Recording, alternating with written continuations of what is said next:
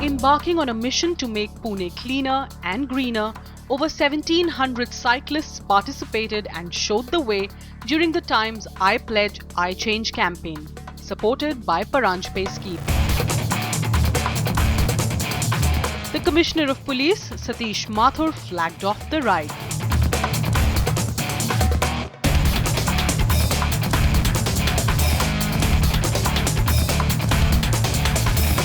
I think this is a great initiative where so many people coming together and pledging that they will change. It's very natural for us to normally blame. Corporation is not doing this, traffic police is not doing this, police guys are not doing this, administration is failing here. It's very easy to blame everybody. But I think what we are doing today is very different from what typically human beings do. We are saying we will make the change. And I'm sure when the change starts from here, you will see the environment changing on its own. Let's see what we can do rather than expecting others to do something and bring about this change, because ultimately this change is all about all of us. We all were really inspired by our Prime Minister Narendra Modi's Swachh Bharat Abhiyan. Instead of really depending on the government or the local bodies to do all the things, can we change ourselves? Look at the problem of garbage. Now, who creates this problem? We citizens who stay there. I can see that change. People really want to change, and they are understanding this message that unless we change ourselves, nothing is going to happen. Slogans and pledges like keep calm and save food, cycling the new corporate culture, and burn fat, not fuel were plastered on the bicycles and the riders' backs, resonated with the week-long Times I Pledge, I Change campaign.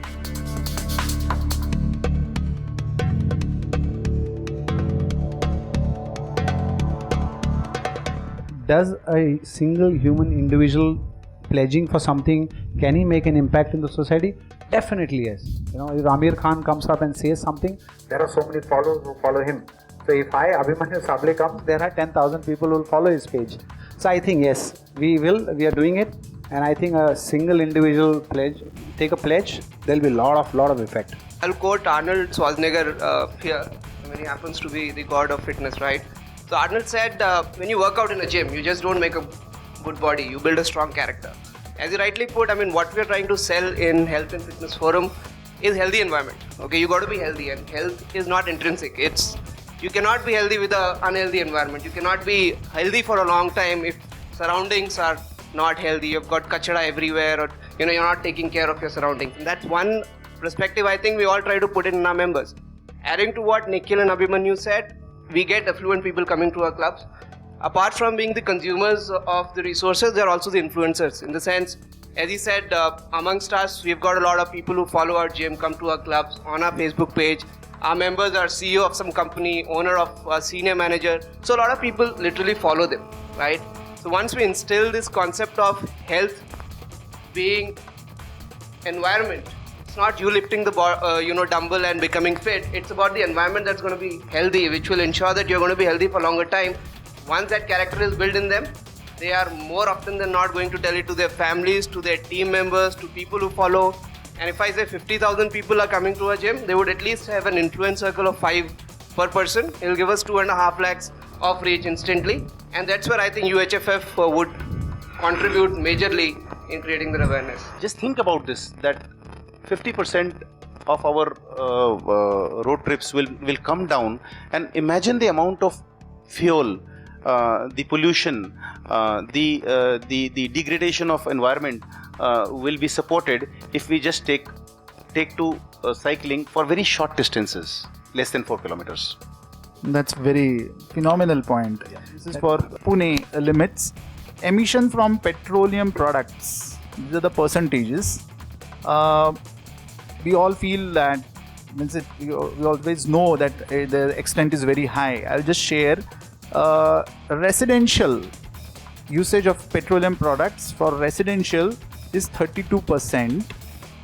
Industrial and commercial purposes is 17%, half of it, and transport is 51%.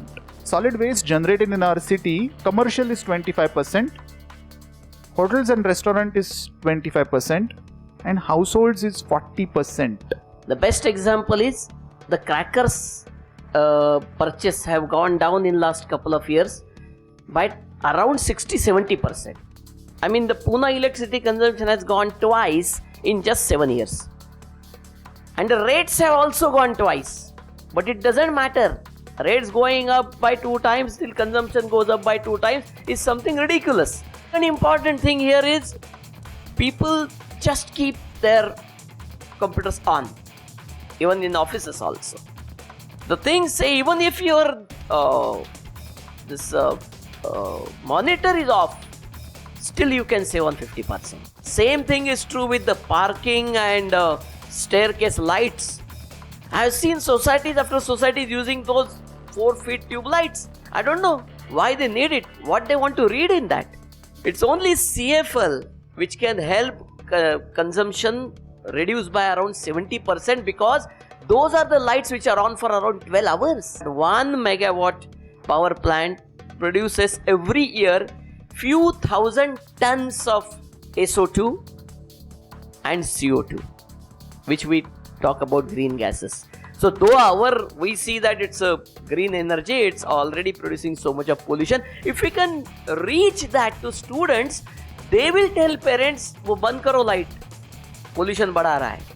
I distinctly remember one of our senior Rotarians, while conducting a seminar, he educated us on a small thing, and including the children there.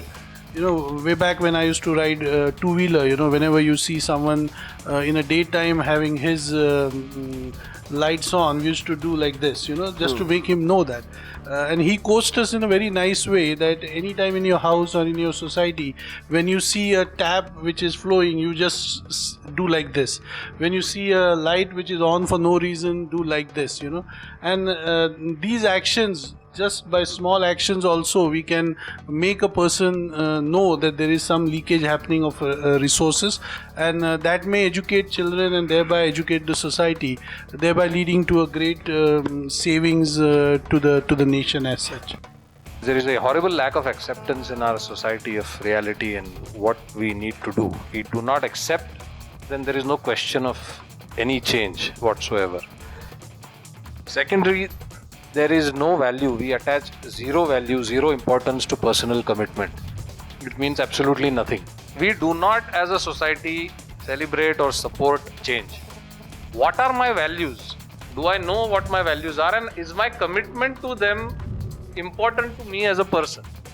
Whatever be the change, if that is not there, we can all talk about all of this today and feel good about it and go home and we'll do the same thing again tomorrow. I think it's important for us as people to realize that I have to change, I have to contribute, I have to make that whatever little I do is going to make a difference. That personal value system is not there, nothing is going to happen. You all had some section where everyone had some cartoons, and people used to want to see that every day. The reason they wanted to see it because it was communicated. Today if you have a Satyamay Vijayate, I think a lot of us see that. The only reason we see it is because Aamir Khan is there, he's talking about it. But I know when I've seen a lot of episodes, it makes a lot of impact when you see that. You had on 2nd October Narendra Modi calling for Swachh Bharat, and a lot of people I know from affluent societies coming in from my friend circles came on the streets actually cleaning it. The only difference was the way it was communicated. I think if you communicate it right, most of the people would like to make the change. It's how you communicate it.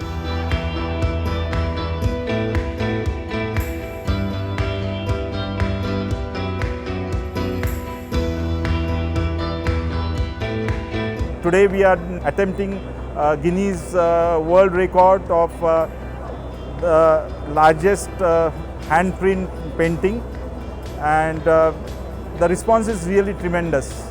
I'm hopeful that Modi's message, each and every citizen of India would take it very seriously and be the change.